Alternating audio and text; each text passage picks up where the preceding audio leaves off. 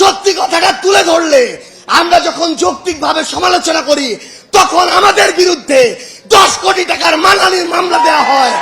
তখন আমরা মনে করি এগুলো হচ্ছে আমাদেরকে ভয় ভীতি দেখানোর লক্ষণ। বাংলাদেশে তো নয়, বাংলাদেশ থেকে প্রায় 13,000 কিলোমিটার দূরে ওই ওয়াশিংটন ডিসিতে বসে থাকে এই মিডিয়া সেই লোকের সাথে আমাদের মিটিং করিয়েছে। এই মিডিয়া আমাদের সাথে সেই লোকের একসাথে নাস্তা করিয়েছে। এই মিডিয়া আমাদের সাথে সেই লোকের একসাথে বৈঠক করিয়েছে। আমরা দেখি 3 বার ব্রেকিং ব্রেকিং ব্রেকিং দিয়ে ওই চ্যানেল 1, এই চ্যানেল 1 থেকে প্রথম এই প্রোপাগান্ডা পুরা বাংলাদেশকে, পুরা পৃথিবীকে গেলানো হয়েছে। আমরা এখন ওই চ্যানেলের নাম দেখে শান্ত থাকবো না। আমরা দেখবো ওই চ্যানেলের মালিককে। আমরা দেখেছি ওই চ্যানেল 1 এর মালিক হচ্ছে গিয়াসউদ্দিন আল মামুন।